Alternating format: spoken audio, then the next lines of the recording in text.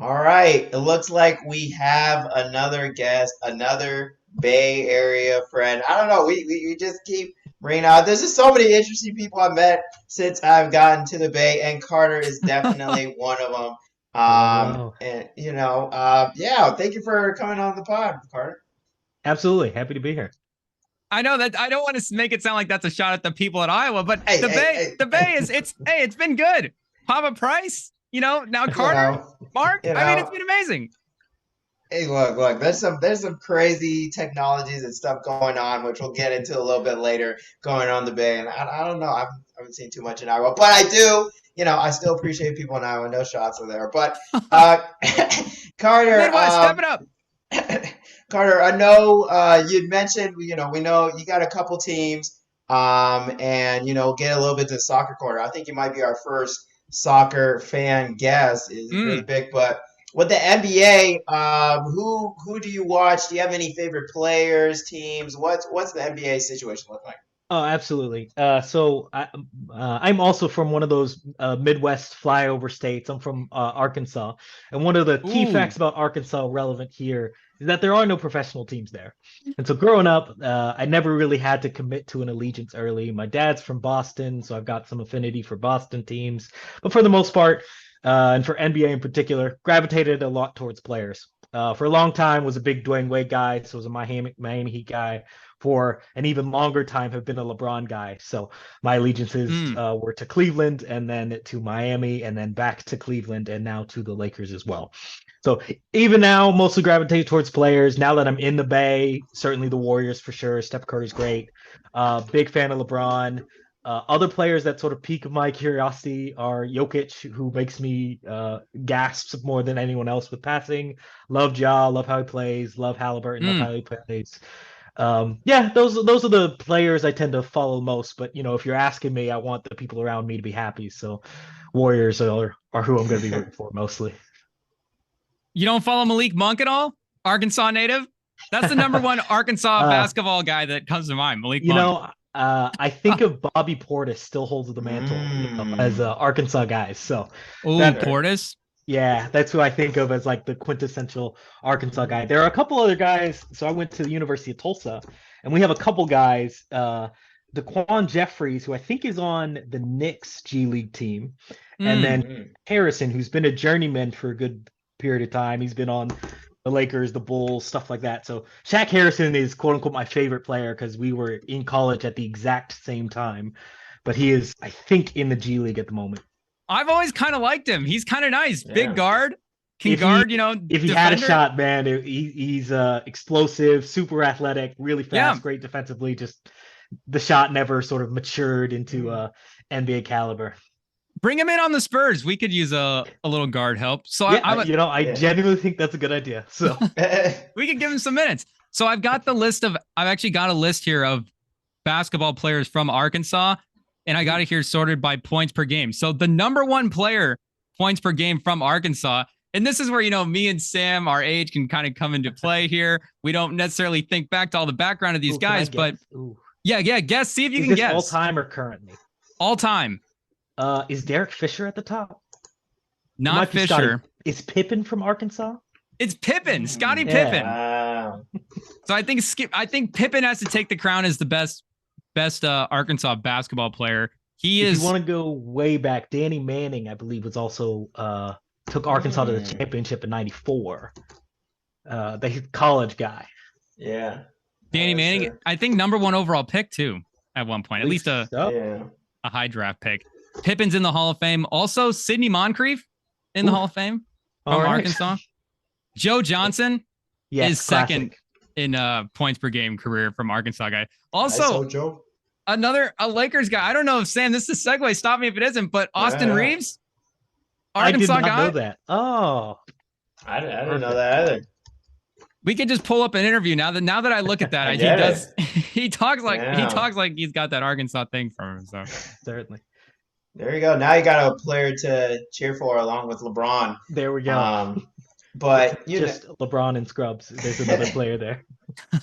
oh, goodness. But we since you are a LeBron fan, and we know we don't have to get into the all into the nitty gritty of the debate in basketball.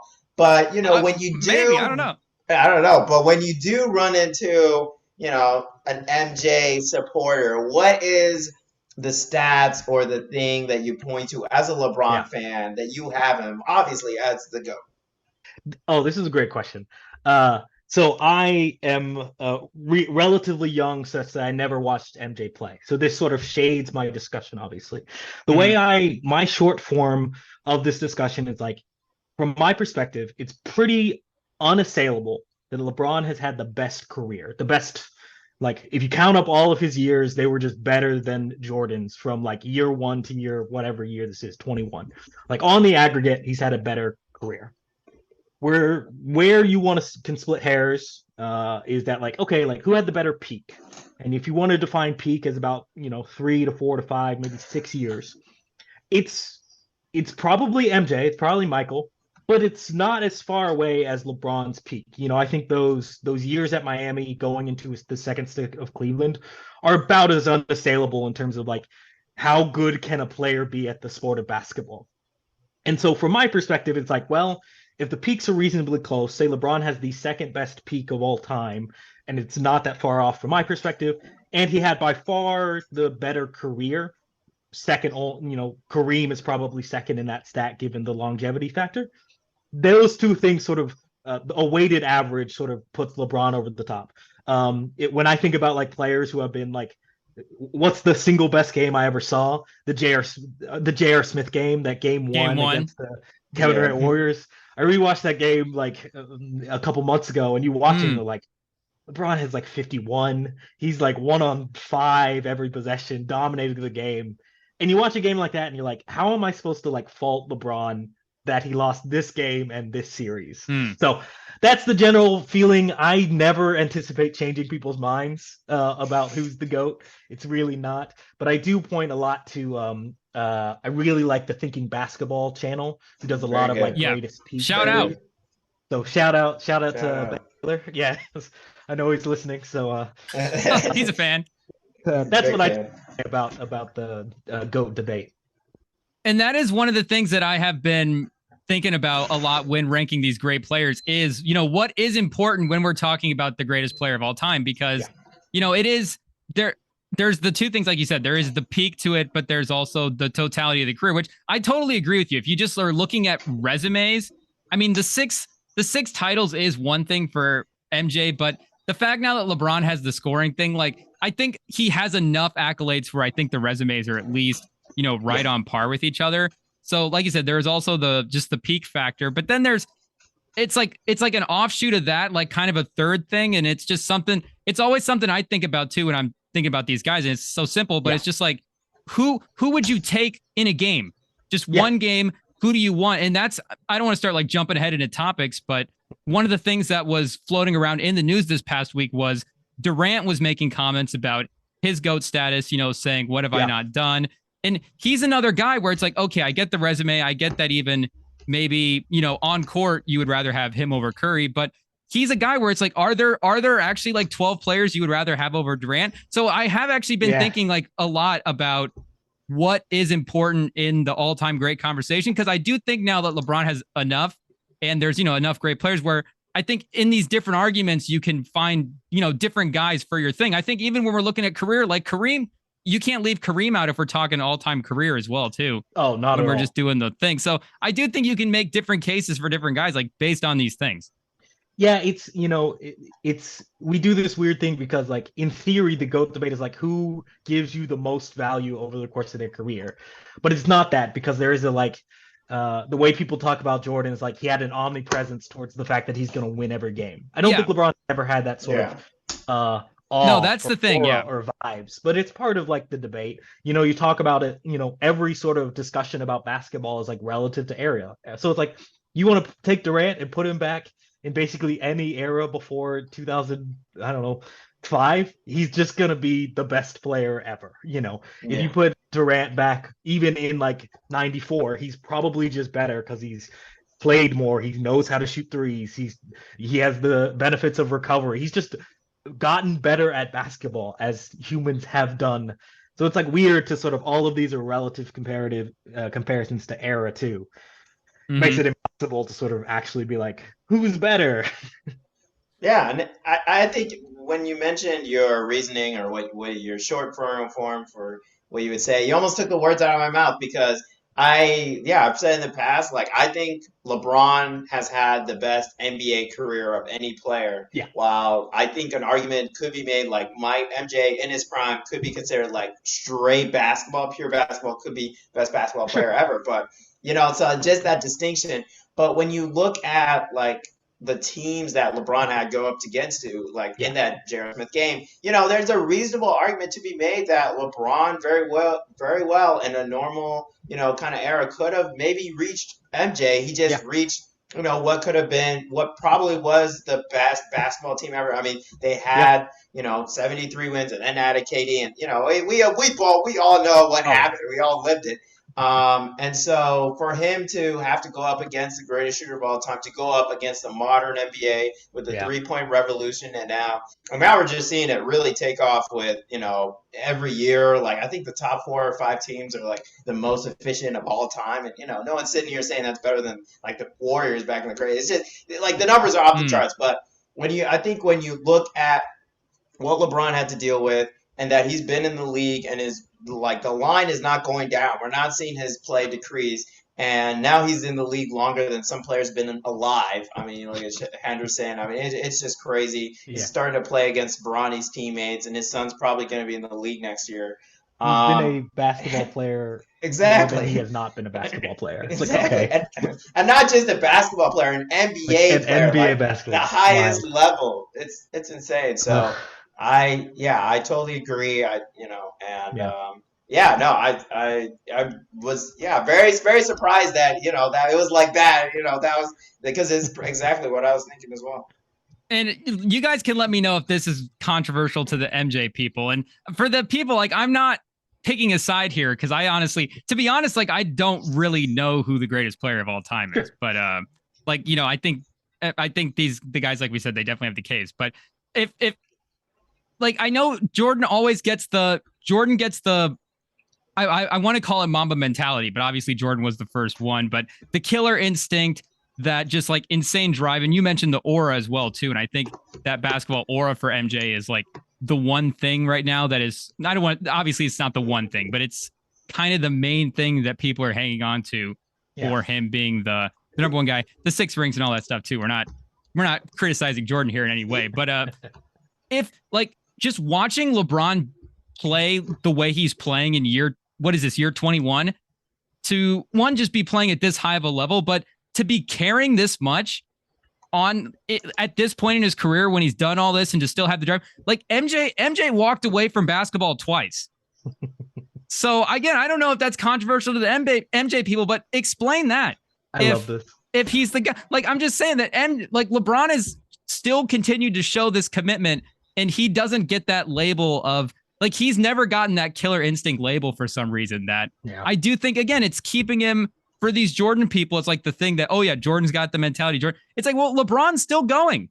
He's in year 21, and he's he's going to be on All NBA. One of the 15 best players in the league. Crazy. I don't know. But you did mention that I guess, do you support the Warriors a little bit, little Warriors? Yeah. Absolutely. I'm so annoyed this season, but yes, I do support the Warriors. It's a tough season, and honestly, besides the Draymond situation, we may have hit the newest low, at least maybe the newest low for Curry's career. What's your? I don't know if you've seen the All-Star starters, and you were planning to talk about it a little bit, but Curry not being one of the starters, having Doncic and Shai Gilgeous-Alexander above him, and then playing against the Kings and having, not a great, turning the ball over, losing against the other NorCal rivals. Where are we at right now with Curry? Like, can you? I've been on the pounding the pulpit saying you got to trade Draymond, you got to trade Clay, you got to do something. Am I right? Am I wrong? Run it out. Where are we at? Oh man, a couple things. One, there's no argument. Luka and SGA have been the two best guards in the West. Yeah. They've just been better than Steph. From my perspective, it's not really close. Steph is 3, but like those two guys are better. Would you have Steph over Edwards? I would, because I'm a homer. Oh, okay. But it's close.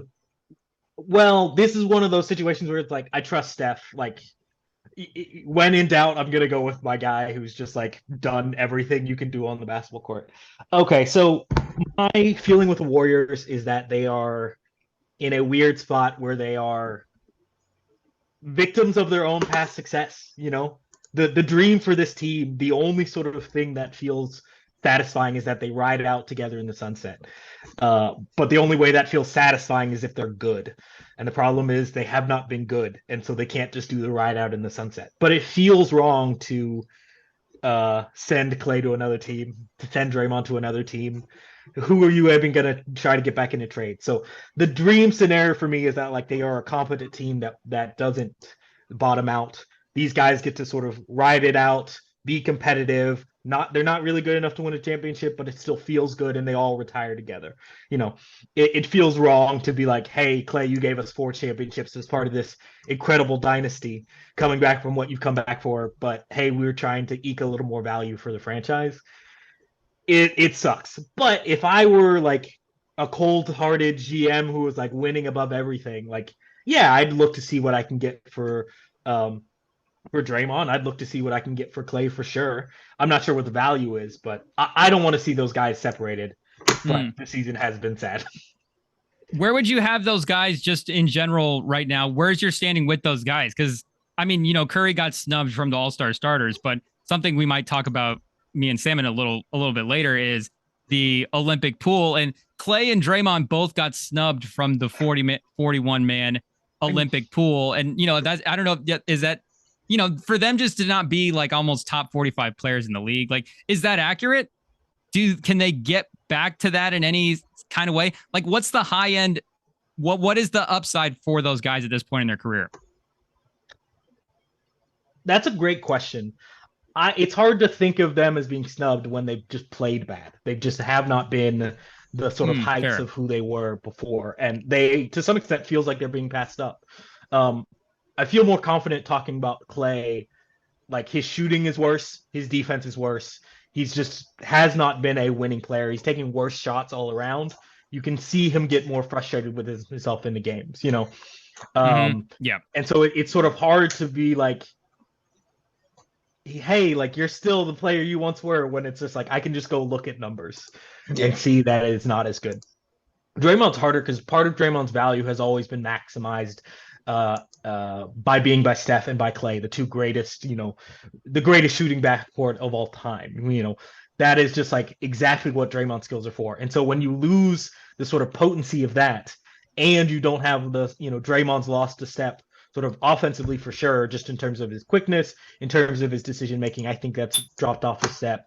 I think the sort of byproduct of what this season has been in terms of missing games and being suspended and sort of being a loose cannon to some extent has really degraded some of his value. So I don't think they're snubs. I think they were left off because they're just better players and they've been passed by. And it's hard for me to see what it looks like to go back to where you were once that curve starts dipping. Yeah, I think the Warriors definitely have some very tough decisions to make this offseason. I mean, one of the reasons I mentioned, you know, my guess, you know, a guy here sitting on the couch, Bob Myers leaving is, you know, I think he was ready to make some hard decisions. I think he was ready to kick some guys out, and that's not what Lacob wanted. I don't think that's what, you know, the guys upstairs wanted, and he was like, all right, I'm out. And I think that's something he mentioned on our broadcast. He hinted at it. And I think, you know, and that's, I guess, a question I have for you, Carter. I mean, are you going to bring back Klay Thompson? Are you going to sign him to the max that he expects? I mean, and then you see Draymond now with his suspension, and he's like now kind of got to act all nice. You know, he's not as, you know, tough and gnarly. I mean, it's a really tough ask to not only be in the tax and be bad. Yeah. You don't pay for past performance. So I don't think there's a scenario where you can give Clay the max. I'm not too much of a salary cap person, but, you know, I'm aware of the way that changes, and it makes it harder to have a lot of top dollar players. I just don't see how you can give Clay the max. In theory, you want to glean the value. I just think in terms of like, what do the fans want? I think there is a large contingent of fans who are like, I don't want to see Clay in a different jersey, man. You see Klay Thompson in a Lakers jersey, man, that's gonna suck. You see Draymond Green in a Pistons jersey, that might feel right. But it's a weird look. So I don't think you give Clay the max, but I don't know. I mean, he depends how much he demands it, that you got to chat about it. I think Bob Myers did the right thing, like you said, just like let me get out while it's going, and we'll see what happens. I'm surprised Steve Kerr didn't leave at the same time. And that's another thing. I mean, his contract's up this summer. I think he said he's no longer coaching USA basketball after this summer. Yeah. So, I mean, there's also a high likelihood if Kerr is gone, and then Clay is turning down. I mean, I think in December it was reported, they were talking about $48 million for 2 years, so about $24 million, and he denied that deal. Like, what is he really? Is he looking for $30 million? I don't know. It's just a lot of questions, and it's a very, we've seen the run they've had, and it makes sense why they would be a, very prideful group, being like, we deserve this. But from the front office, I don't envy them, because it's going to be weird for a lot of stars, getting rid of a lot of stars who have stayed loyal to the team, which is weird in this NBA era. Yeah, that 2-track strategy did not succeed. I was very surprised they won that championship 2 years ago. It was sort of like a one of those wow, this feels like a last hurrah, and what a perfect storm for the Warriors. But it never felt sustainable, even as they won that championship, that this will continue again. Kuminga's been awesome. Wiggins has not been awesome. Getting rid of Poole obviously changes that. Getting rid of just absolute whiffing on Wiseman. Those are things that make it hard to sustain success. Is Kuminga? You mentioned Kuminga. I wanted to ask you about it. Is he already just the second best player on the Warriors at this point? And maybe it's just lately too, because the last 5 he's been 25 a game, been getting to the room, 65% from the field, 56% from three. I was halfway through the Kings game, and they were like, Kuminga has now scored 12 straight buckets, has not missed the last 12 shots. I think he ended with, what did he end, 30 last night, something like that. Yeah. He's awesome. Is he the second best player? Is that still Draymond? Doesn't trust him like it. I think it still has to be. Oh man, that's hard. I think so. That said, Kuminga is just bouncier than everyone else the Warriors have, and you see it as soon as he gets the ball. It's like he's just like a firecracker in a live wire, and it's a step they don't have. He's the guy who's going to go in the post, turn and dunk. He's the guy who's jumping up for the lobs. He's just faster, and you can see it. So he might be, but Steve Kerr has. What a weird season it's been, I'll say. And if they're trying to make a playoff run this year as well, too, I know they're 12th in the West right now. Maybe who do they pass? If they're trying to still sneak into the playing, do you think that are the solutions on this roster, like you're saying, or do they actually have to make the move? Because going back to Clay, he leads the team in fourth quarter minutes right now. So I don't know if the move at the end of this is just, hey, maybe in reality is the best. Is the best lineup at the end Curry, Podziemski, Kuminga, Wiggins if he's playing well, Draymond, Looney and Draymond. Can they is the solutions for this season, if they're still trying to get in the playing game? Do you think they're on this roster? I don't think there are solutions for this season. I don't know how they get solutions for this season. They're 12 right now. You just look at the standing. It's who are they going to pass? Okay, the top 6, they're just not going to pass. Well, excuse me, the top 5, they're not passing. Top 6, can they pass the Kings? Not based on what I saw last night. Can they pass the Mavericks or the Lakers? Maybe. They could definitely maybe pass the Lakers. It's just hard for me to see how they get there. They're 3 games back. They're 4 games back from the Jazz in the 10 spot right now. So it's hard for me to see how they get there, which just sucks because the Warriors in the playoffs are super fun. So. It's I don't see it. Yeah, it's tough, and it's going to be interesting to see if the Warriors can look themselves in the mirror and make those tough choices this offseason, especially as the wheels are kind of coming off of this bus. I mean, especially if Kerr retires this summer. I mean, and you know, he's mentioned that he's had like health issues. I remember he had like back surgeries during even the height of the run. True. And He missed so time. yeah, Missed like I mean, half a he season. was out. Yeah, it was yikes. And so hopefully he's going to be probably looking to leave. And then you already have Bob Myers is gone. You have the whole. I mean, there was a moment we didn't know when Draymond Green was coming back to playing basketball. Like he really was gone. So I don't know. I guess one retro history. Seeing if they made the wrong choice. Do you think? I strongly believe they should have. Do you think they should have taken LaMelo Ball with that number 2 pick? You know, let's rewind history because in the moment I did not like the Wiseman pick. I understood the reason for it, but you know, and now looking at the Hornets, you know, it's a little harder to defend the take that they should have drafted LaMelo Ball. You know, it seems like they're a little bit more on Brandon Miller, but I still think LaMelo Ball could have figured it out, and I think it's a lot easier to find a center in this league. Hindsight's 2020, right? I almost feel bad for Wiseman because he just lost his college season to COVID, and it feels like, man, you see the vision for what you want. You're like, give me a big who can sort of play next to Draymond, super bouncy rim runner, and just a shot of athleticism to the system, right? But without that one season, without at least some time to sort of like become a player, as opposed to just like I'm a raw high schooler who's learning how to play, it just never happened for him. So hindsight's 2020, absolutely. You know, there's clearly better players, LaMelo being sort of top of that list. But I'm with you. Like I see the vision. It sucks. It didn't work, and it just there's not really redemption. And every time you watched Wiseman play, it was this feeling of just like, can you just be better at this thing? And that I have one question for you, one hot take. Is where would you rank Steve Kerr as a coach? Currently? Is he a good coach? Yeah, currently. Like, is he a good coach right now? Are we including assistants? Is Kenny Atkinson on the board? No. It's just Steve Kerr. Is he a good coach relative to NBA coaches? Would you rather have Steve Kerr or Becky Hammond? I put him top 5. I think he's no way. I still think he's no a good coach. way. Oh man, I'm not convinced he's in the top 10 this season. I mean, look, what does he have to work with? I mean, he has Wiggins, who was gone for most of the season last year.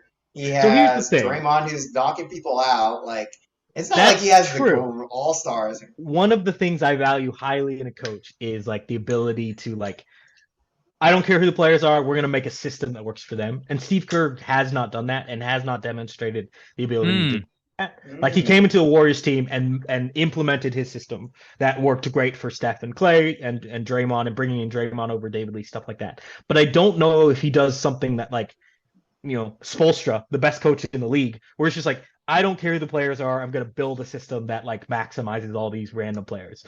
You know, I think I could probably rattle off 5 coaches who are really good at that. Pick Tyronn Lue. I think Mark. I was gonna say, can we do a quick Steve Kerr? Would you rather? Yeah.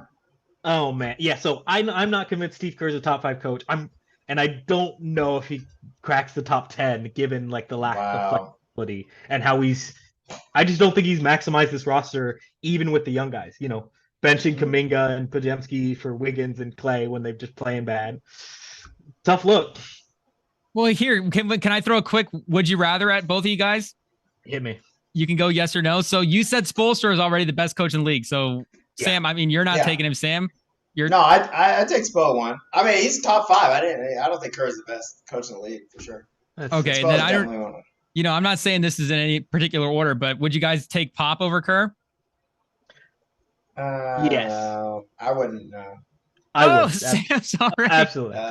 Having Sohan as the point guard and putting him that long and like it just looks destructively bad. It was like 20 games. I think Popovich has demonstrated an ability to maximize rosters with a wide variety of players. Now, obviously, you can say, "Hey, Tim Duncan is a constant," and I agree with you. But I think Pop has done a lot of stuff from, you know, pick the Twin Towers to the beautiful game Spurs to integrating Kawhi, stuff like that. Has demonstrated like I can maximize a roster with a wide variety of parts. Again, that's what I value really highly in coaches. And I just don't think Steve has done that. Even from like the USA basketball, I think he hasn't done that well.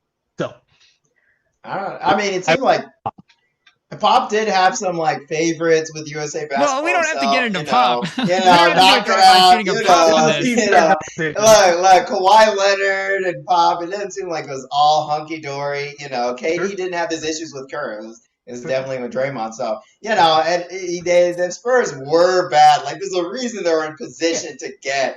You know, right. so I do think, you know, I do think this. I do think the amount of how much was invested, even if it was just 20 games to Jeremy Sohan, and how bad it is that we at home can look at it and be like, hey, this guy doesn't throw lobs to Wembanyama, and like Trey Johnson obviously be starting. It's kind of huge.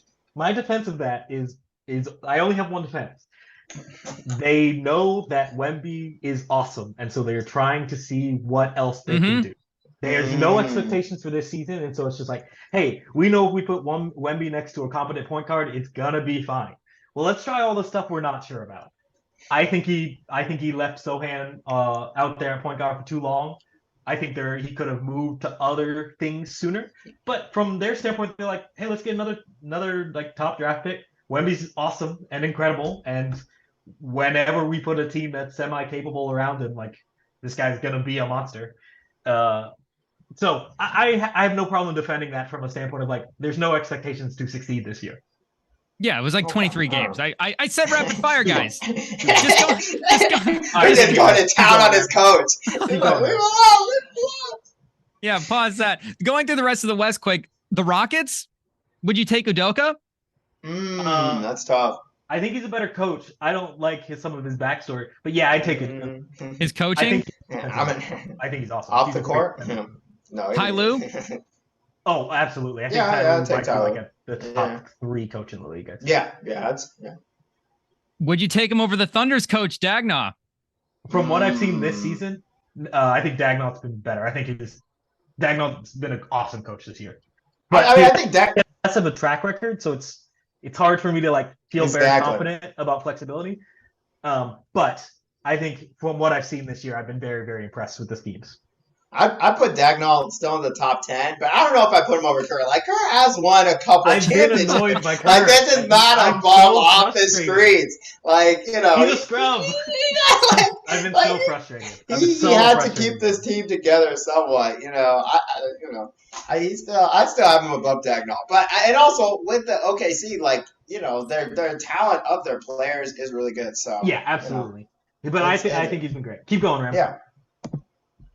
I only had one other in the West, Mike Malone. Ooh.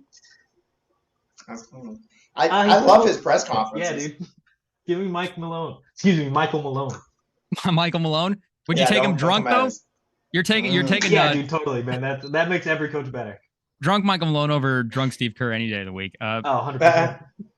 I would put him probably at 6. He has been rising. I do like how much he's played the young players this year. You know, actually trying to develop a bench. I do like how much he trusted Christian Braun. You know, totally no bias because he went to Kansas University. I'm a little bit of Jayhawk fan. So you know, it was nice to see him play, definitely for sure. But you know, how much Jokic controls the game, and he's kind of in this prime. You know, it kind of is depending on your players. So, it's a cheat code. Jokic is a cheat code. So I probably put him like right after. Like I'd have Kerr and then. Gotcha. I already said that's my take. I already said Spoelstra for the East. Carlisle? I think Carlisle's a great coach. People. I know the Pacers have been getting a lot of credit this year, but I feel like people have been sleeping on the job in general that Carlisle's been doing. And he's been awesome. He was good for the Mavericks too. And Sim, he's got a ring. He was also one of those people who's just like, give him a team, he's gonna get you pretty good. The team's gonna be competent. I mean, the King team's gonna be competent, but it was kind of crazy, like how much the Mavs underperformed as him as coach. Like it was like 10 years without like a serious run. I don't know. Dirk kind of dragged them to that play. Like go watch like how good Dirk was in that playoffs. Like it was kind of. Look, as a Heat fan at the time, I resent this, but you know. And you watch the Pacers and like they got like zero defense, and that was kind of supposed to be like Carlisle's thing a little bit. You know, hard nosed coach, kind of defense, and like you can't figure out with this. Got to maximize the roster, man. I get it, but you know, I put him like maybe like top 15. I think he's good. in terms of being on any team, I think he's a very adaptable coach. I think he, like you mentioned, he is good at, being in a system and figuring out. I mean, I wouldn't, but so far he's been in the league for a while, and like outside the Dirk team, he hasn't had a great team. And yeah, like Curry got gifted Curry and all that, but he did make good use of him. So I still have Curry above him. I know, like, so, well, okay, here, I got one more two more guys to throw at you. Nick Nurse? Oh, absolutely. 100%. He's eating off of that one ring, like, how long now? He was so good for that one ring. I don't like. That's true, but it was more teams he played with the team he had, and how well prepared that Raptors team was. Absolutely. The way he handled the Pascal Siakam situation was kind of a little bit. They played Tampa Bay for a year. What do you want from him? That was a little discouraging. I still think he's a good coach. I think it is. It is, in terms of X's and O's, it is really close. But I think in terms of handling stars, which is the main reason why I have Kerr above him. Also, Kerr has kind of been like a winner his whole career. Even with the Suns when he was like, I think GM or something. He was working in the front office. He helped them have competitive teams. He's kind of been a winner his whole career. I mean, I think he's at double-digit rings. Maybe he's close. He's somewhere there. I think he's at yeah. So. And Nick Nurse, it seemed like it kind of blew up all in his face. So I don't know. I put he's top. He's a good coach and a confident coach, but I wouldn't put him above Kerr. And what I meant to say about Carlisle was I actually kind of like the fact that the defense sucks this year. Like Sam said, he's a defensive guy, and the team has the best offense in the league. You said he was adaptable. I mean, I like the fact that he's totally switched and pivoted up. I give him.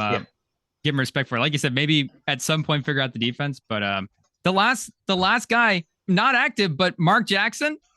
Is Mark Jackson a better coach than Steve Kerr? No. What are we doing? Oh, okay. What are we doing? We can't do that, man. I'm not going. Easy, no, man. Oh, God. You don't give Mark Jackson credit for the dynasty, is what you're saying. No. Kerr is a better broadcaster, too. Oh, he gets him on both fronts. Yeah. Kerr didn't need Van Gundy, is what Sam said. Hard carry. But it will be, I think it'll always be interesting to go back, when Kerr retires and to look at like how tough it must have been dealing with all those personalities at the same time when you have KD and, we've seen him jump from team to team to team.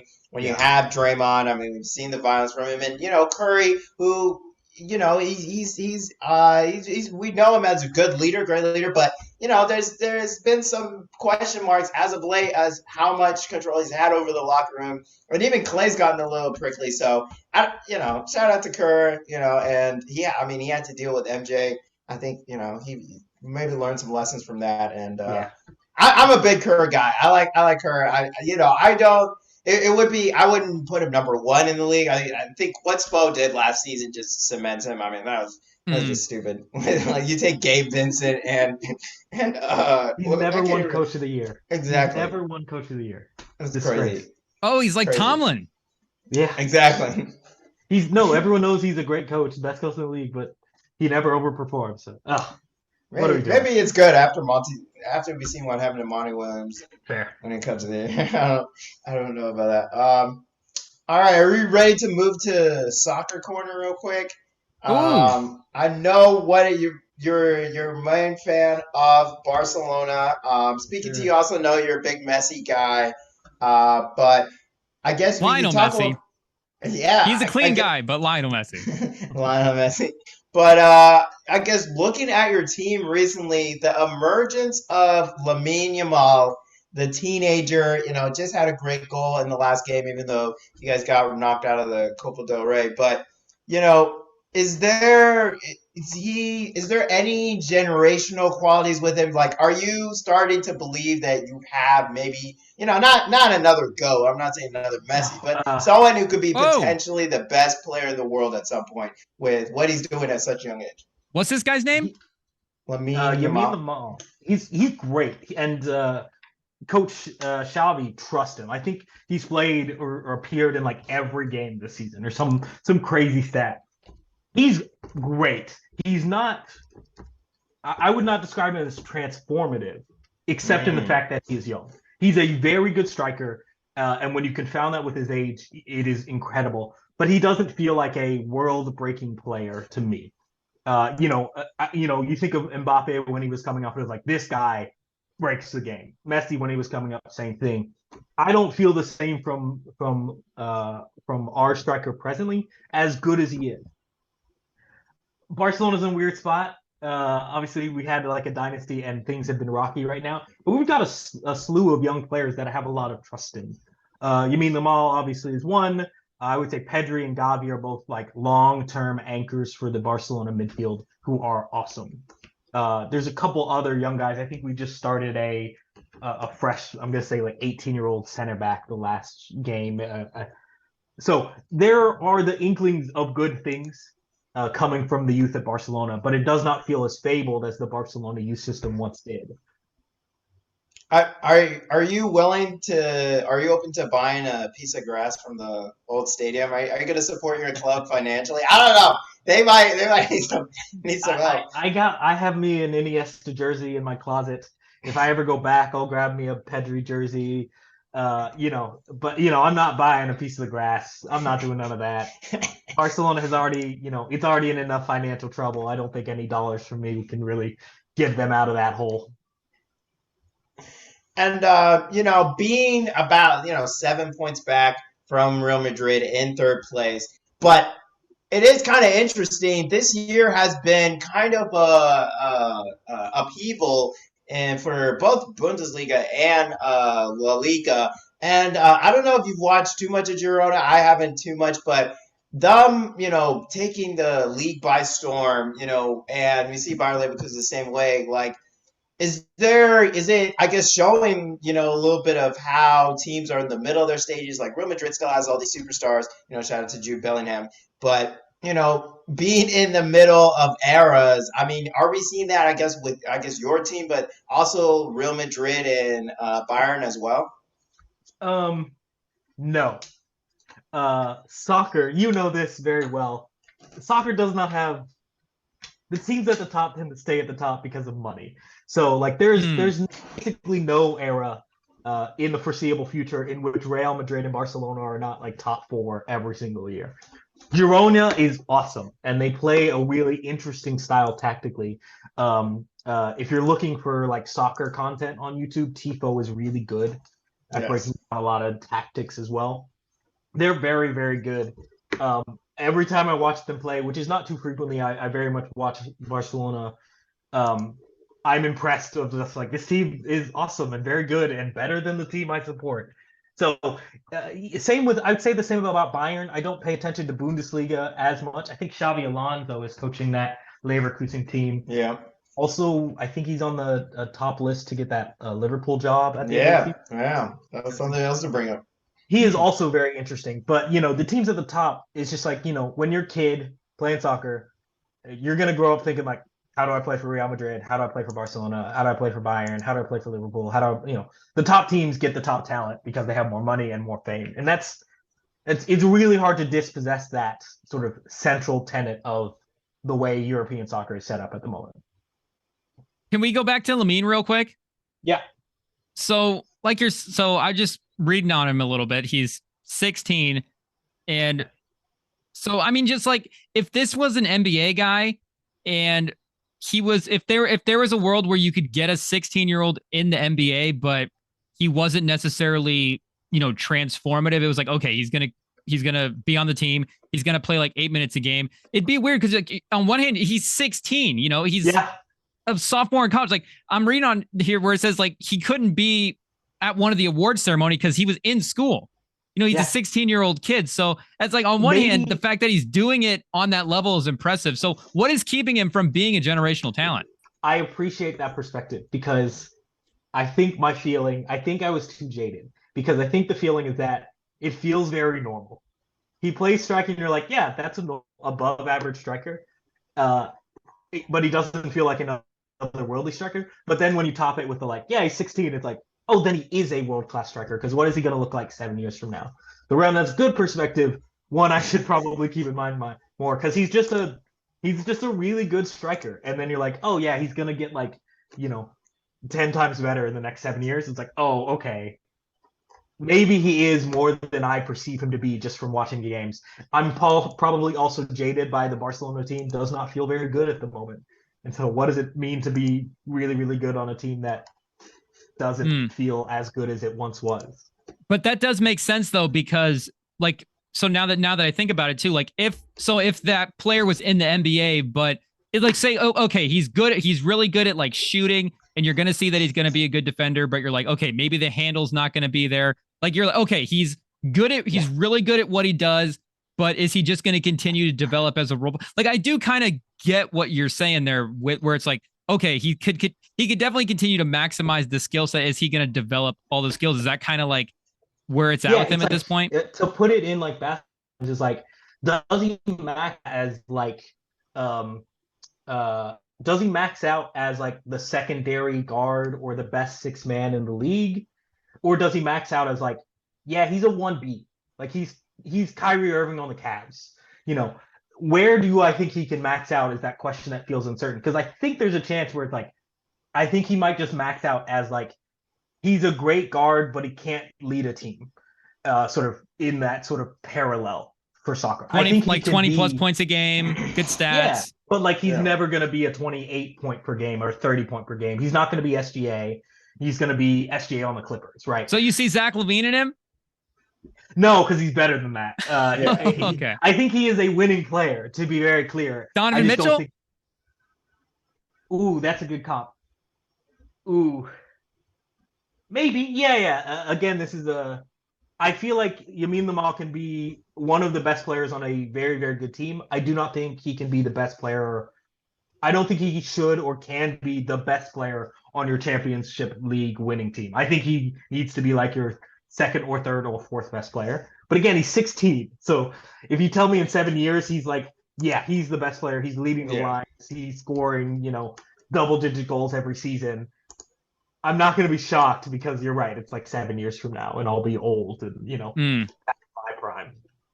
But I don't know what's like, eligible for awards. But so you're saying like you don't necessarily see like a Ballon d'Or for him at some point, or in that contention? No, man, it's so hard to project those far out. I don't. Wow. I mean, but to be fair, as far as I'm aware, Messi might be still winning Ballon d'Ors. Okay, so he can't be Messi. That's fair. No, I don't know. I'm not good at projecting that far out. I'd still put. How old is Jude Bellingham right now? How old is Mbappe right now? He's 20. Yeah. Yeah, those guys I would 23. certainly like. How old is Haaland right now? Those are the guys I would. Haaland. Ballon d'Or for the next however many years. Yeah, I think. I mean, the thing that pops off the page for me with Yamal is that he's huge. I mean, for soccer, heights. corner. I mean, yeah, I know. 5'11", 159. I mean, he's pretty tall, big for a soccer player. And you see the goal that he scored last game. People already comparing Messi. It's like, all right, chill out. But it is Ansu Fati too. So yeah, exactly. We have a lot. But Fati had those injuries. I mean, and if not, who knows? We'll see how he develops on Brighton. I really. He's playing well. He's everything I've seen at Brighton, I've been like, all right. Yeah, exactly. So hopefully he's still able to reach his peaks. But it is interesting to see. I mean, I think we saw a similar path with Vinicius on Real Madrid, where he's thrust into the limelight super, super early, and he struggles and then slowly improves. And is now at a point where, again, is he the main, is he the best player on the team? I mean, you could argue Bellingham is, he might carry on more on the load. But he definitely is, top 2, top 3 contributor on that team, can be the best player for a game. Similar to, I think Fati is a great, if Yamal gets to talent, because he can't be injured. Got to be healthy. If Yamal gets up to Vinicius Jr., I will be ecstatic. Yeah, I think it's possible, but I would be ecstatic about that. So as a fan, like we already mentioned, being a bit back in La Liga, probably not, low chance of winning Champions League. And then being knocked out of the Copa del Rey, losing the Super Cup. What are we watching for this season? I mean, just development for the team. Is there any transfers that could be on the horizon? Like, I know there's always debt questions. I guess what are you looking for with this team this season? This is a good question. This is the worst Barcelona team I've ever. Well, that's not true. This stretch of Barcelona has been the worst Barcelona I've ever watched. But I became a Barcelona fan in like the heyday of Iniesta and Ronaldinho and Messi, and so I have had a lot of good years of Barcelona fandom. Hmm. And the past 5 years have been not good years of fandom. So what I'm looking for is just continue on the upswing. I think Xavi took the job and has done a good job, and the team feels cohesive this season in the sense of like we have world class players at every position. Can they perform well enough to succeed? The problem is lots of teams have world class players at every position, and it does not feel like we're cohesive enough to compete. This was true last season too, where we were really good at the league. I think we came in second in the league, but as soon as we played Champions League game, it was like, oh, we're a step below. I think that's still true this season, although I would love that step to get smaller. I'm not sure what that looks like. Barcelona's in a weird financial position too, where like getting players is hard, and like we've sold our future for a bunch of stuff, and there's a lot of like scandal involved with that I don't know about. So it's kind of a weird situation. So all I'm kind of looking for is continued good soccer that seems fun. It seems like it's cohesive. It seems like Xavi has a strategy on how to use these player well, stuff like that. So And yeah, no, I did definitely. I definitely love watching a little bit of Barcelona. I guess there was a stretch, where it seemed like they just brought on a lot of older players. It was kind of like what is going on here? I don't. And then not being able to pay Messi half of his wages. That was a crazy storyline. But we did have huge news. I guess we might as well just do soccer corner right now. Something that you alluded to. We did have huge news coming out this week about Liverpool losing their head coach, Jurgen Klopp, the German head coach over there, and him with Pep Guardiola have been pretty much the stanchions. The idea of a great soccer coach, maybe in all of football, honestly. I mean, considering how long they were at their teams. But this surprise, of him leaving, he had a contract that was supposed to go until 26, and the surprise announcement. I mean, I know you guys. We've had some battles. I've had personally a lot of battles with Chelsea. Of course, in Champions League, there's battles too. But Carter, where would you put Klopp, in terms of looking at the coaches right now, with him retiring, where is he right now going to be ending up in your rankings, ending his career this season? I think he's confidently been the second best coach in La Liga since he's been there. I think it's pretty agreed upon that Pep Guardiola is the best coach in the world, at least in the men's game. I think Jurgen Klopp is right there under him with the way that he has made Liverpool into a constant force that would win basically everything if not for the existence of Man City. I think his legacy is making a Liverpool team great and like all caps great, like one of the best teams you'll ever watch. I would describe them as one of the funnest teams to have watched in his tenure. I think they're funner to watch than Man City. I think his legacy stemming from back at Dortmund was comparable in the sense of like this guy is awesome, maximizes his player, plays a fun brand of soccer, and knows how to get the most out of his players. Liverpool will be worse off for losing him because he is an awesome coach who has done a lot. And when he retires as one of the best coaches, one of the best men's coaches of his generation. I'm not a historical expert on coaches, but I think that is unassailable with the job he's done at Liverpool. His the downturns in terms of the seasons that have been not good have almost all been a result of injury and poorly timed missing players or burnout from playing, previous seasons. Jurgen Klopp is one of those coaches where it's like, if you want to be a coach, man, watch what he does because he's doing it right. And probably one of the biggest highlights of his career, sadly had to come up against Barcelona. And I don't know if you remember this game, but 2019 Champions League semifinal. And I don't know if we've explained it on the pod, but I guess with semifinals, there's two legs. Home and away, and they go off into aggregate score, and so Barcelona, I think it was, or it might have been actually in Anfield. or no, it was at home at Camp Nou. They go up 3-0. You know, mind you, this is with pretty much the prime team. I mean, you still had Suarez, still had Messi. You know, Biscuit's still playing. All right, Not super let me prime. stop you right. Let me stop right here. Okay, let me talk about this season. Let me talk about this leg. The first leg against Liverpool was the one of the single best games I've ever seen played by a human being. Messi's game in that was outrageous. He controlled the game, he made everything happen. He scored two in a 3-0 win, and also set up us for one more goal at the death that we missed. And even as I watched that game, because that season Barcelona felt very shaky. Like, hey, I think the season before we lost to Roma in the semifinals in very similar like comeback circumstances. And so the feeling was like, man, we are up 3-0 against an incredible Liverpool team. I'm worried. So even going into the start of that second leg, there was fear in the Barcelona fans. And I think, oh man, let me look. I think Liverpool scored very quickly in the second leg. Yeah, they scored in the seventh minute in the second game. And even like, I am so worried.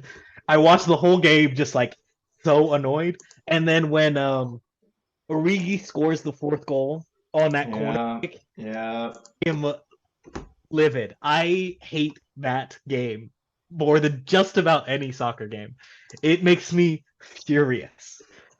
That's no, I can't. It was just, I mean, the comeback. And every once in a while, you know, it's just, and it's the way that fourth goal was scored. I think that has to be my favorite Alexander-Arnold moment. And, you know, he's going to have so many more highlights throughout his career. At 23 years old already, you know, pretty much completed football. I've won every trophy. But once in a while, I just got to go back and watch it. And it's just, it's tough. It's tough. But yeah. If only I could delete it from the internet. I know it's tough, but it has been interesting for Klopp to kind of keep the same players, you know, throughout his whole time there in Van Dijk, in Mo Salah, in Mane, and he does pick an interesting time to leave with Salah being in his own contract negotiations, and there is kind of feeling, at least, and that even if they do lose Salah to Saudi Arabia or something like that, this team won't be that badly off. But that combined with Klopp leaving, I mean, could you see Liverpool going through a Chelsea-like rebuild? No, because I think the Liverpool board has been smarter than the Chelsea board. I think that's easily true over the past couple of years.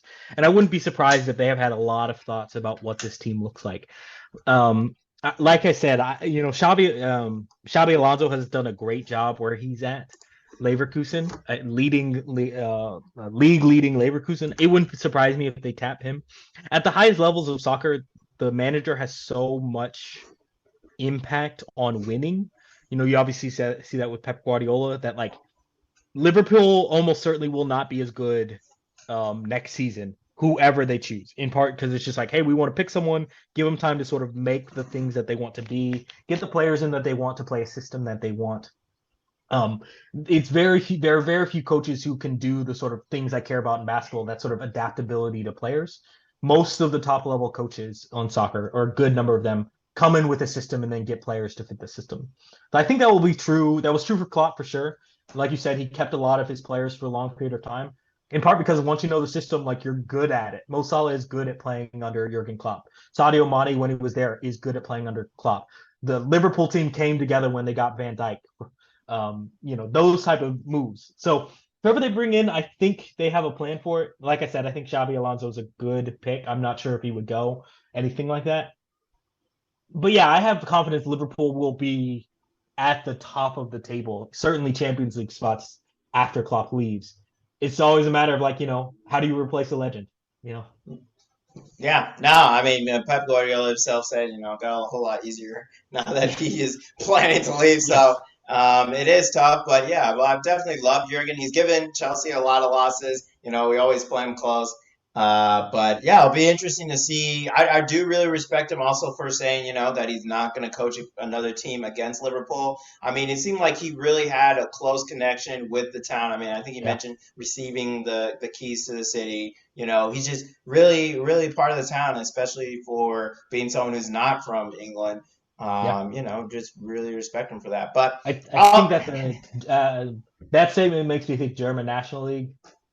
German, yeah. Yeah, who knows? Who knows? Bayern might have another opening job if they don't win. I'd be shocked if he ever went to Bayern, given his background at Dortmund. We'll see. But We'll he would see. be the only one. Lewandowski went there. Yeah, Yeah. exactly. It'll be interesting. But we'll bring Rem back in the conversation here. So you definitely we can keep talking about Jurgen Klopp. You got Jurgen Klopp over Bob Paisley? I mean, we can talk about it. Jurgen Klopp is a better coach than Steve Kerr. It's easy. Oh my gosh. But you probably have one of the most interesting jobs that I have met from anyone. I just couldn't get enough about your job, and so I guess I'll give a little intro. You do a little bit of sound engineer for a driverless car, but we don't. You can give whatever details you want on that, but I guess I just wanted to learn more about, and you wanted our audience to learn more because we don't talk much about technology. Mm-hmm. Just where are we at with driverless cars? What if you could put and I. If you don't, I totally understand. If you could put like a time date on when, you think like driverless cars will just be like common every day. Like people usually give some random year. What year would you give? Yeah, let me give you a little bit about my background. Yeah, first. please. Yeah, I work for a self-driving car company out in San Francisco these days. I've been there about 2 years.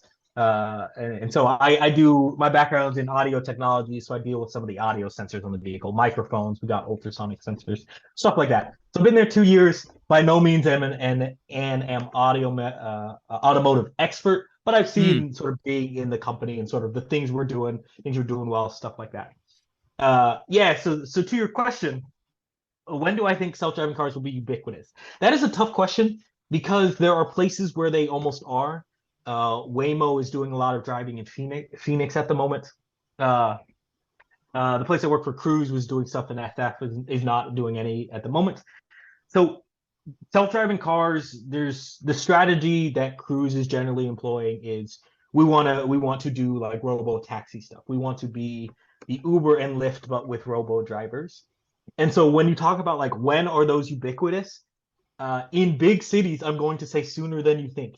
In big cities, I'm going to say it is within before 2030 feels like an easy prediction for me. When I say big cities, think San Francisco, think LA, think New York, think Miami, stuff like that. When it becomes ubiquitous in the sense of like they're blanketing the country, is it weird to say never? Part of that sort of robo taxi model means that you're always going to be dependent on usage rates, and sort of like utilization rates is the sort of phrase that gets used. And so like, hey, if you're in if you're with Rem in Iowa or wherever you're at, it's hard to get those usage rates up so you can sort of maintain a fleet and make money all the time.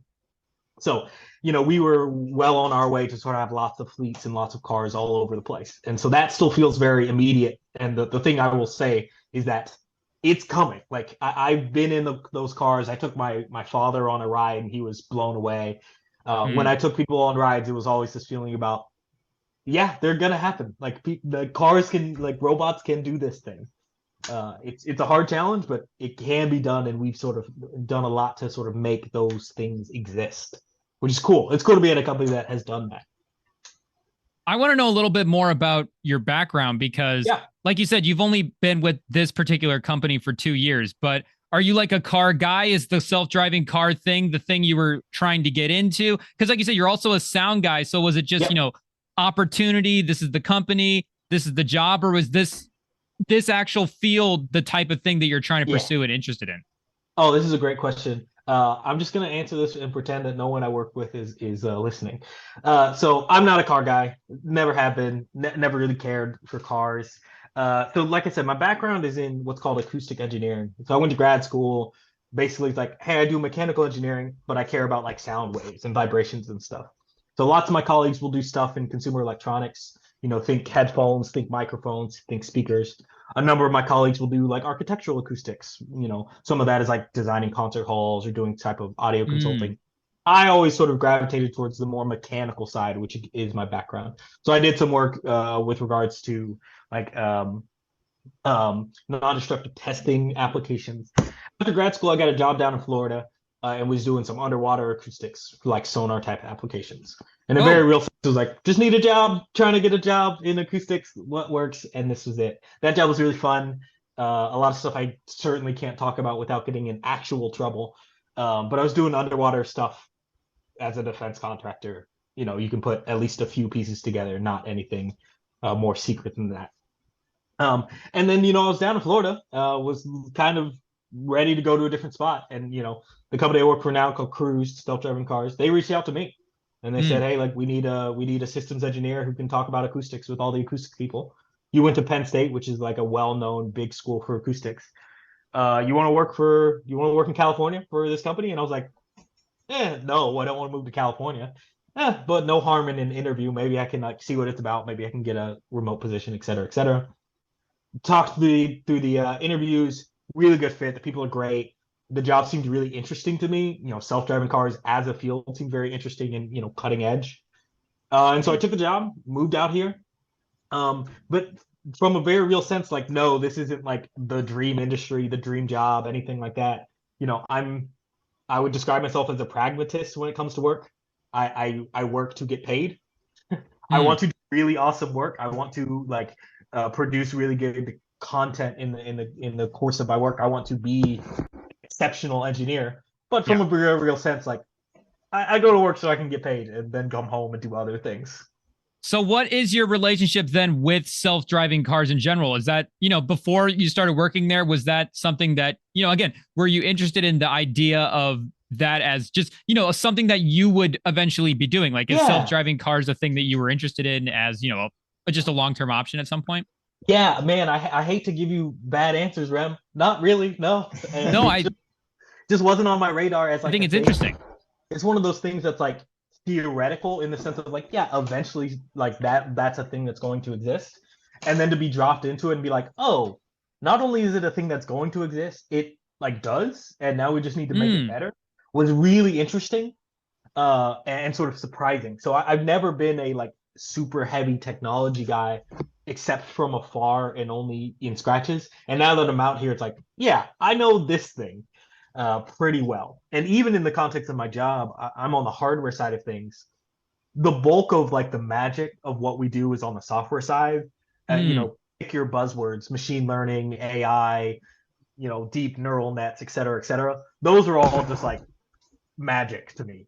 But that's where the secret sauce is that I don't know how it works. Those are the things that still feel very magical, is when like people talk about like those type of things at work. Yeah, that stuff is awesome. I just deal with like microphones, so that's, it's fun and interesting, but it's not, magical.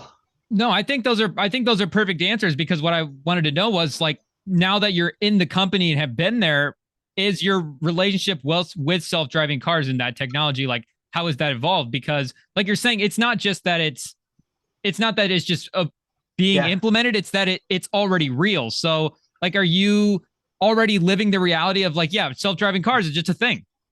Yeah, that's a great question. It is a weird spot to be in, because all of my news comes filtered through the company that I work for. Oh, not all of it. Almost all of my news and opinions comes filtered through the fact that I work at a company. And so when I see things about Cruise in the news, it's like, oh, that's consistent with what I've heard, or that's not consistent with what I know about what the company is. To give you just a brief sort of spot of where we're at, Cruise has sort of shut down a lot of their operations due to news stories. People can find them if they want.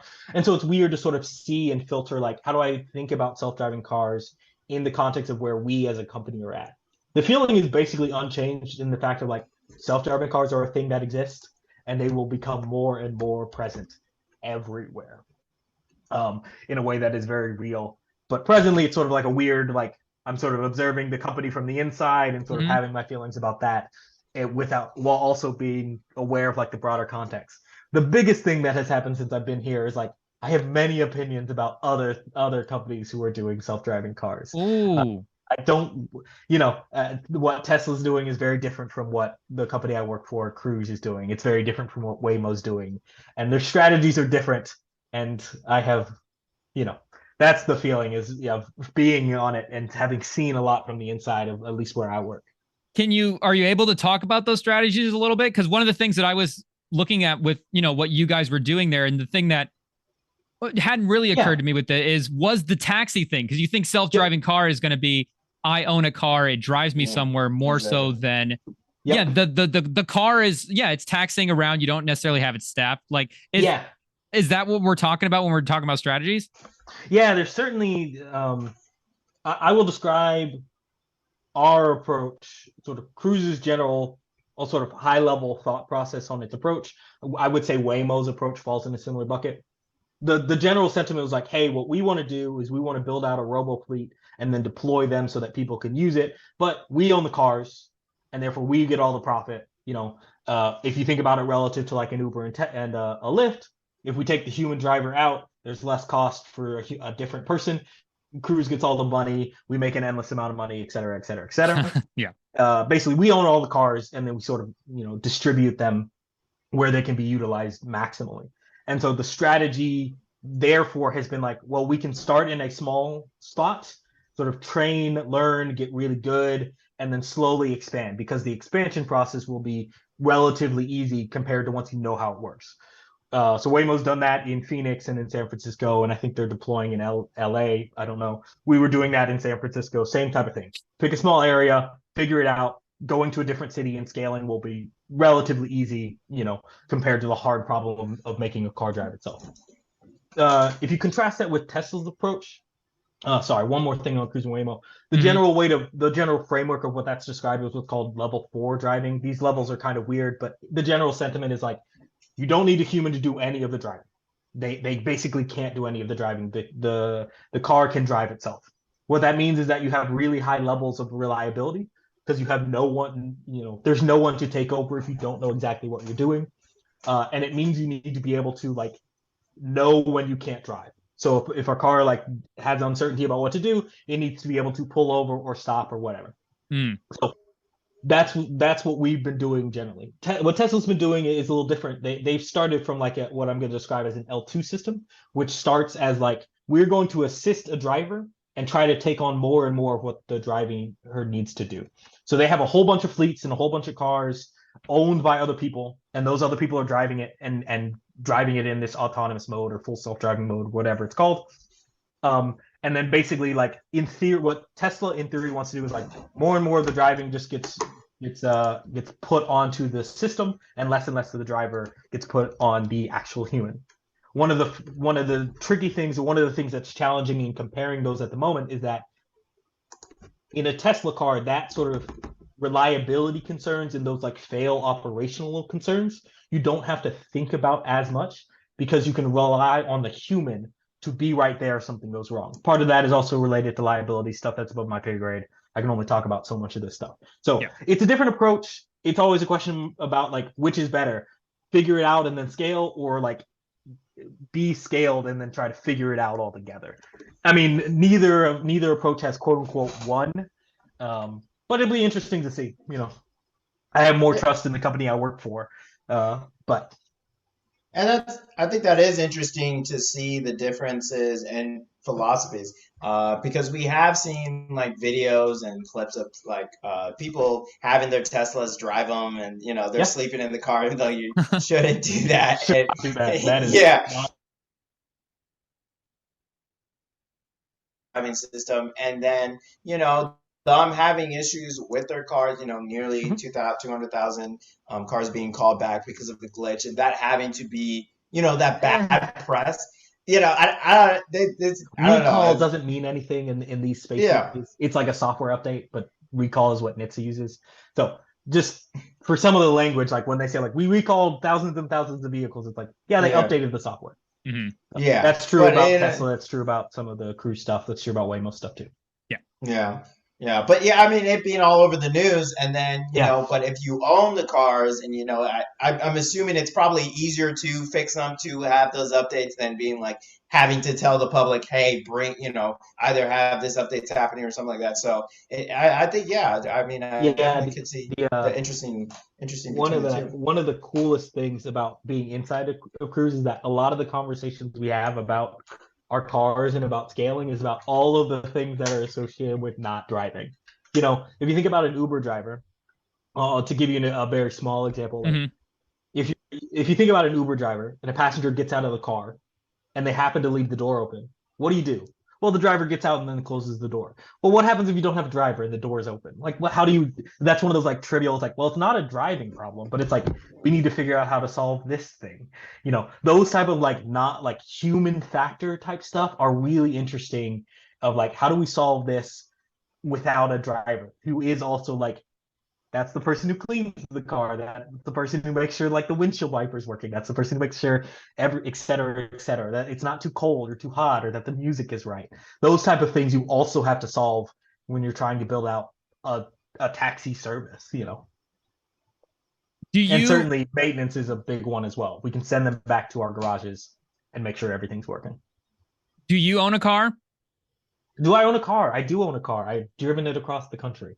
But you've lived in a couple of big cities. Well, I mean, you said you lived in Florida. I guess you didn't specify, so I don't know, if you were living in Yeah. a big city over there, No, I but was. No, I have been. I live in Oakland now. Oakland is the only place I've lived where I actually could get away with not having a car. mhm. And I truthfully love that. I love public transportation. I would talk your ear off. But every other place I've lived has been very car dependent. I grew up in Little Rock, Arkansas. You can't go anywhere without a car. Went to school in Tulsa, same thing. Penn State has a very like robust like public transportation system on the campus. It is the definition of a college town, and so all roads lead to downtown of the campus. Mm. And then when I was in Florida, I had a 45-minute driving commute outside the city. So no, I have always had a car, and I have a car presently. Although there's a chance I get rid of that relatively soon. Because that's part of being, like we're saying, in the Midwest, is if the Gotta have it. self-driving cars are going to do the taxi thing, like it is a different market, like you're saying, because the Midwestern people, like the car own, like you're saying, in Oakland, you can just get away with not owning a car, and the Yeah. taxi thing just makes more sense, and the rideshare thing. But like, if you're doing rideshare, do you like would you Mhm. mind paying a person to do rideshare? Like, is I there mean, like, is there a big benefit to self-driving cars in the taxi space besides not paying a person? yeah. So the metric that is used broadly about just like if you're talking about the transportation industry, a metric that is often used is like what's the dollars per mile. That is like the metric that is used. And so when you talk about personal car ownership, they can sort of break that down as like, okay, like how much did you pay for the car? How much do you pay for gas? How much do you pay for maintenance? How much do you get when you sell a car? Okay, how much are you driving the car? What's the cost per mile? And the general thought when it comes to a robo taxi is that like, hey, we can drive down that cost per mile number. Instead of being, I'm going to make up numbers here totally. Instead of being $5 per mile, Mhm. if we can get it below $2 per mile or $1 per mile, you basically slowly increase the number of people who see it as a utility.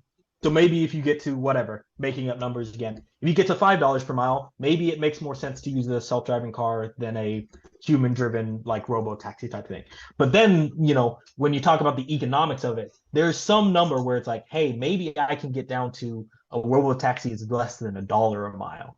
Maybe you can replace car ownership in more places.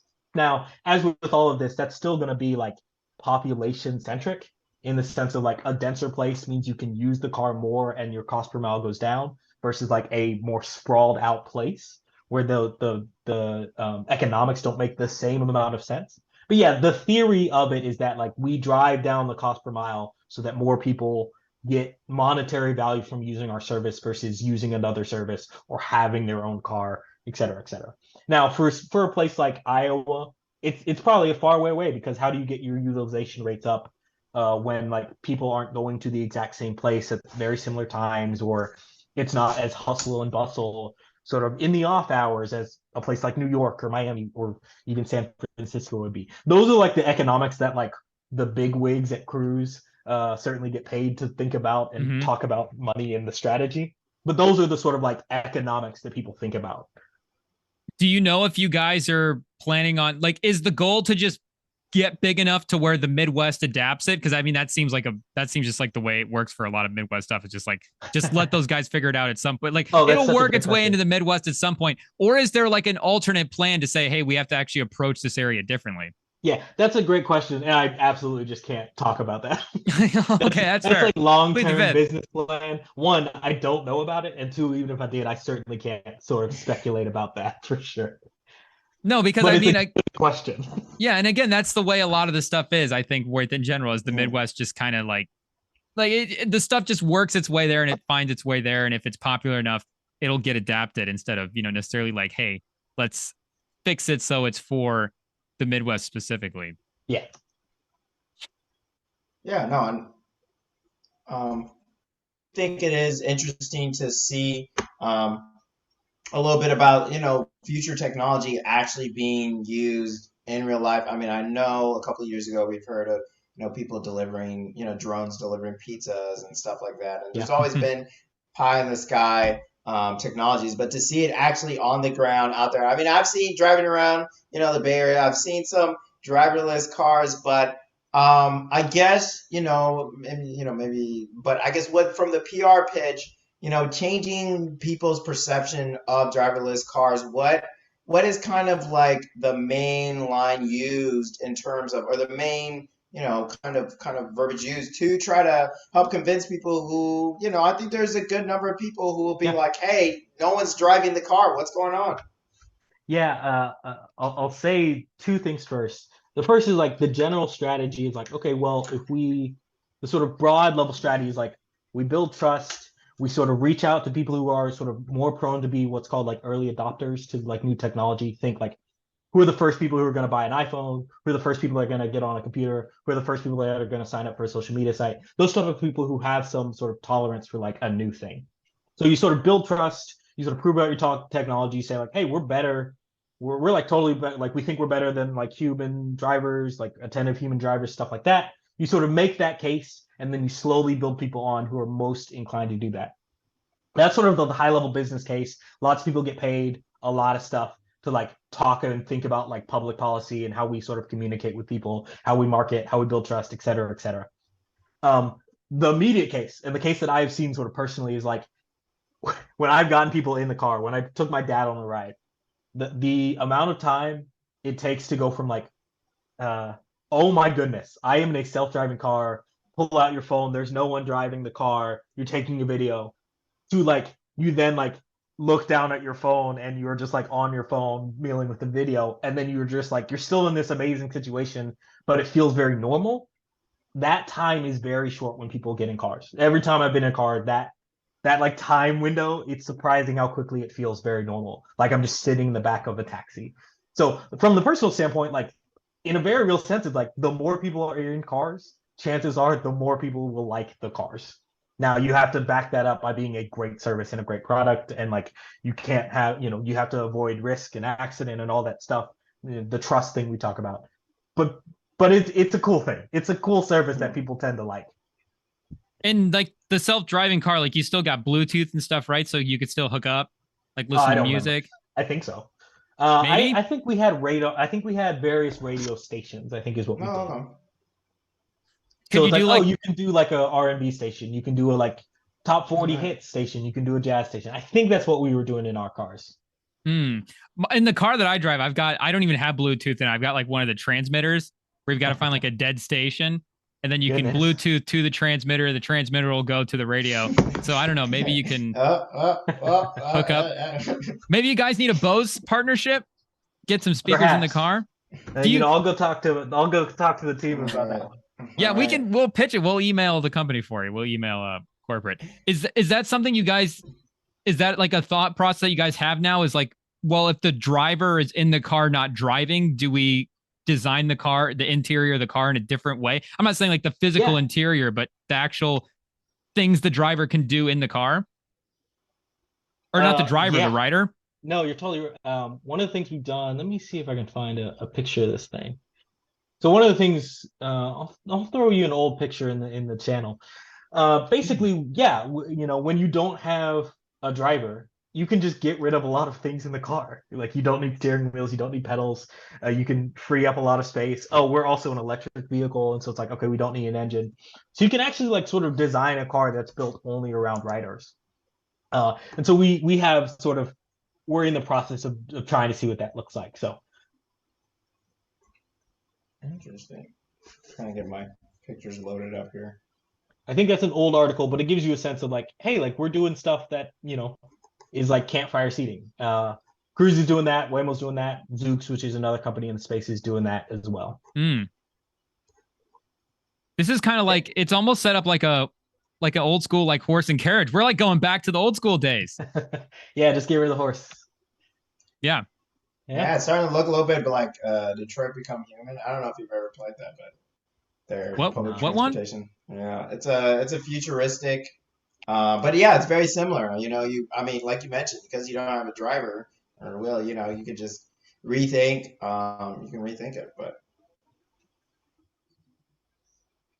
yeah, but no, I'm very excited for this future. One of these days, I gotta get in one of these cars. I mean, perks of being in the Bay Area. I'll definitely make sure to let I know, you we need a report from Sam. I know. We'll give you a live report. We'll give you on the scene in the car.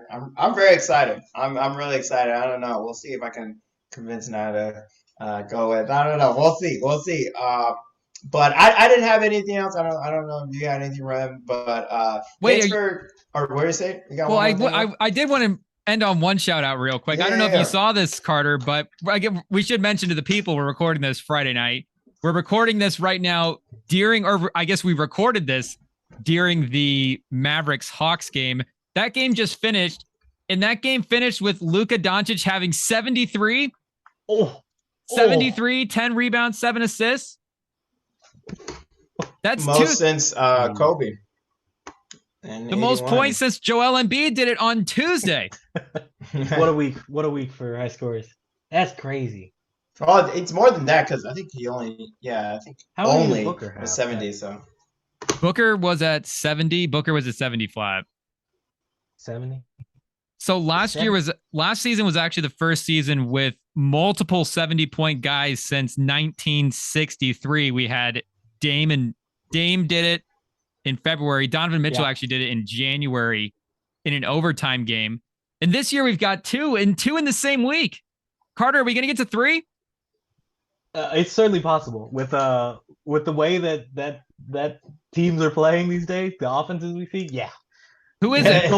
I want to say Joel Embiid's gonna do it again. Oh. I think he's gonna have when does he play some bad team? Like, he's gonna play some bad team in the end of March and just like be like, I'm just gonna put up a bunch of points. So looking at it, that would be like Wilton 62 is the only guy to do it multiple times. He did it like 8 or 9 times. That was his 100-point game season. A mix in there. Oh no, that may be just the calendar year 62. He broke it up across a couple of seasons, but still multiple. I think we will see a games. Third 70-point game this season. I don't know. Booker himself almost had one tonight. He had 62 against the Pacers. No! Pacers still got the win though. But really? Yeah, it's so Embiid drops his 70 and Towns got a 60 and nobody kind of cared, and exactly. Luka dropped his 70. Booker, nobody's gonna notice. What is happening? 62. Oh. Yeah. It's just that kind of season. I think a lot of players have mentioned, you just don't know how to guard players anymore because refs tend to call a lot of calls, especially superstar players. So that combined with free throws, great 3-point shooting. It's not crazy. It's not, well, I'll have to save my NBA defense rant for another day. Yeah, next time we're back on. Yeah. I think it's better than it's ever been, and Is there anything you want to shout out, promote, plug, direct to the people toward quickly?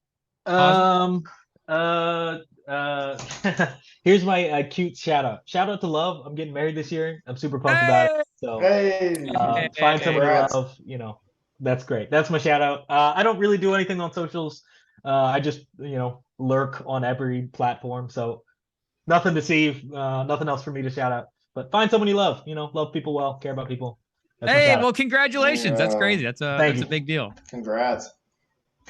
Well, that's a great note to end on. Thank you for coming on the pod, Carter. Appreciate having you. And hopefully we'll have you on soon. Absolutely. Thanks, y'all.